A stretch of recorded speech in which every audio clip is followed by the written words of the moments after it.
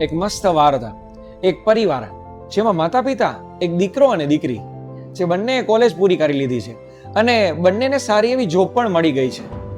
એક દિવસ સાંજે પિતા એ બંનેને પોતાની બાજુમાં બેસાડે છે અને કહે છે કે જો તમે નોકરી તો સારામાં સારી મેળવી લીધી, હવે તમારે અમુક જવાબદારી પણ ઉપાડવી પડશે, કારણ કે હવે તમે સમાજમાં, પરિવારમાં, કુટુંબમાં બધી જગ્યાએ તમે એક અલગ વર્ચસ્વ લઈને આવશો. તો બધી જગ્યાએ તમારી જવાબદારી પણ કંઈક અલગ અલગ હશે. જેમ કે જો દીકરી, તું થોડા વર્ષોમાં પરણી અને પારકા ઘરે જઈશ તો ત્યાં તારા ઘરકામ કરવું પડશે, બધો વ્યવહાર સાચવવો પડશે, બધાની સેવા કરવી પડશે. અને તદુપરાંત જો તારે નોકરી કરવી હોય તો એ વાત અલગ છે. તો તું અત્યારથી જ આ બધું શીખીતી જા. કદાચ તું અત્યારે નોકરી નહીં કર તો ચાલશે, પણ તારે આ બધું તો કરવું જ પડશે. અને જો તું અત્યારે નહીં શીખ તો કદાચ તું દુઃખી થાઈશ. દીકરી કહે છે કે પપ્પા તમે ચિંતા ન કરો, મમ્મી પાસે બધું શીખી લઈશ. પછી દીકરાને કહે છે કે જો બેટા, અત્યારે તો મારા હાથ પગ ચાલે છે, અત્યારે મારું શરીર હજી કામ કરે છે, તો બધી જગ્યાએ વ્યવહારમાં ઊભો રહું છું, ધંધો હું સંભાળું છું. હવે કદાચ 1-2 વર્ષોમાં હું નિવૃત્તિ પણ લઉં તો બધું તારે સંભાળવું પડશે.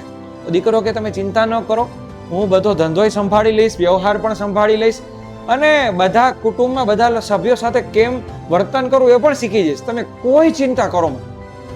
વર્ષો વીત્યા, દીકરા અને દીકરીના બંનેના લગ્ન થઈ ગયા અને પછી એ પિતા એક દિવસ દીકરીના ઘરે જાય છે અને ત્યાં જઈને જોયે છે તો દીકરી બધો વહીવટ એકલા હાથે સંભાળે છે.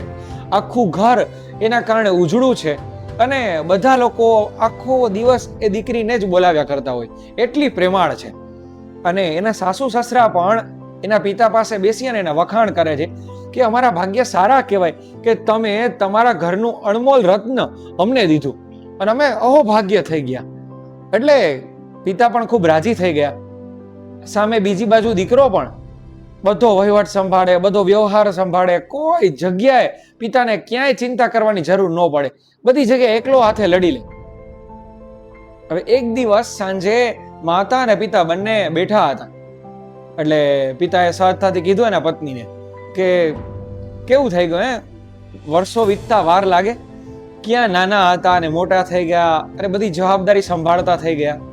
ત્યારે માતાએ કીધું તમને મારા દીકરાઓ પર શંકા હતી, મને તો મારા છોકરાઓ પર વિશ્વાસ હતો કે કરી જ બતાવશે, ને કરી બતાવ્યું ને, જોયું ને તમે.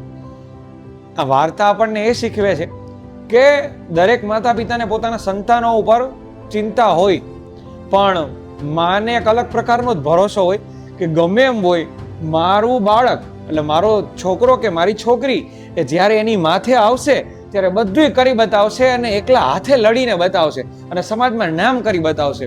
એ એક માને જ ભરોસો હોય. અને જો વાત સાચી લાગતી હોય તો પ્લીઝ લાઈક કરો, શેર કરો, સબસ્ક્રાઈબ કરો. Thank you.